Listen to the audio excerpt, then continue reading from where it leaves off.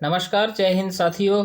मैं डॉक्टर प्रणय तिवारी पुनः है एक नया वीडियो लेकर के आप लोगों के समक्ष आया हूं, जिसमें मैं धारा सूचना के अधिकार अधिनियम 2005 की धारा 6(2) के बारे में आप लोगों से विशेष चर्चा करने जा रहा हूं।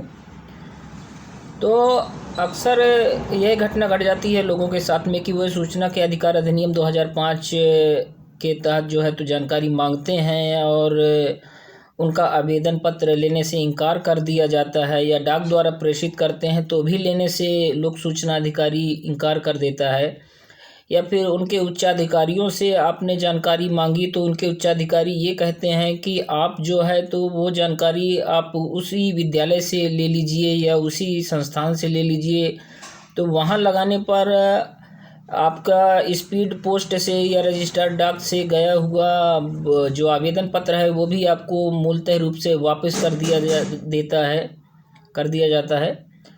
तो ऐसी कंडीशन पर केवल धारा सूचना के अधिकार अधिनियम 2005 की धारा 6(2) के अंतर्गत यह प्रयोजन बनाया गया है, नियम बनाया गया है कि कोई भी लोक सूचना अधिकारी पहली बात तो आपसे किसी प्रकार की अन्य जानकारी नहीं मांग सकता है। ये अधिकार, ये राइट्स उनके पास में नहीं है कि वो आपके पते के अलावा आपसे सूचना का मांगने का कारण पूछें कि आप भाई सूचना क्यों मांग रहे हैं। आप केवल अपना पता बतलाइए, बस वही आवश्यक है। या फिर यदि आप बीपीएल की श्रेणी में आते हैं तो आप अपना बीपीएल का छाया प्रति, बीपीएल के राशन कार्ड की छाया प्रति संलग्न कर प्रेषित कर सकते हैं।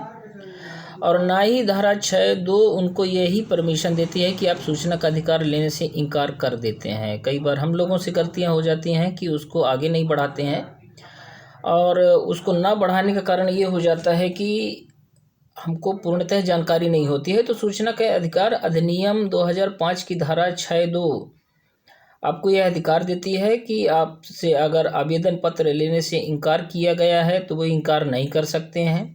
यह अधिकार उनके पास में नहीं है। आधी अधूरी या भ्रामक जानकारी भी आपको नहीं दे सकते हैं। लेकिन यहाँ पर तो ऐसा भी चल रहा है कि लिखित रूप से आवेदन पत्र निरस्त किए जा रहे हैं कि इन कारणों से आपका आवेदन पत्र निरस्त किया जा रहा है, और कारण कुछ नहीं रहता है।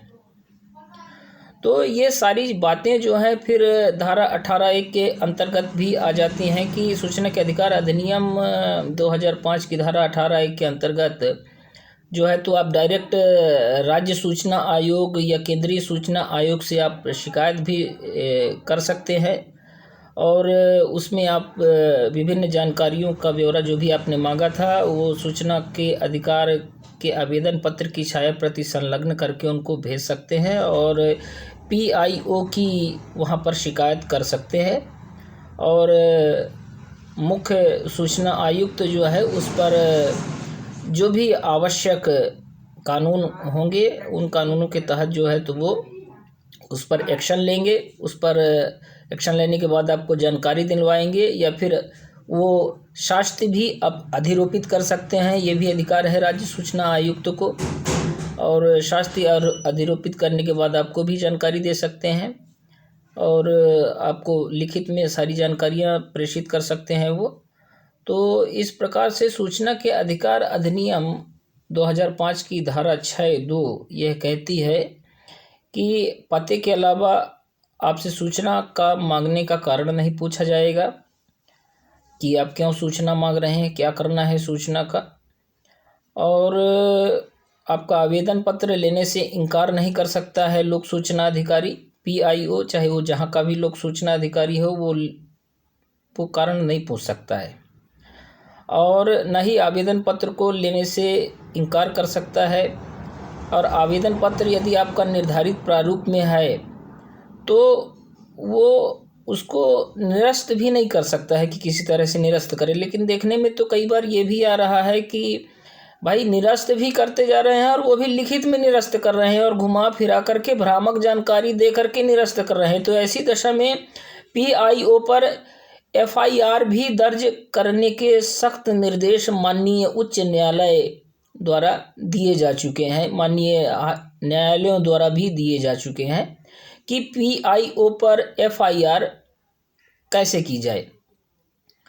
तो PIO पर FIR कैसे की जाए, इसका वीडियो अगली बार हम लेकर के आएंगे आपके समक्ष और बतलाएंगे आपको कि PIO यदि आपको लोक सूचना अधिकारी जानकारी नहीं देता है या घुमा फिरा करके जानकारी देता है या सूचना का अधिकार आवेदन लेने से इनकार करता है, तो ऐसी दशा में किस तरह से उन पर FIR होगी, उस पर हम विस्तृत चर्चा करेंगे। तब तक के लिए जय हिंद, जय भारत।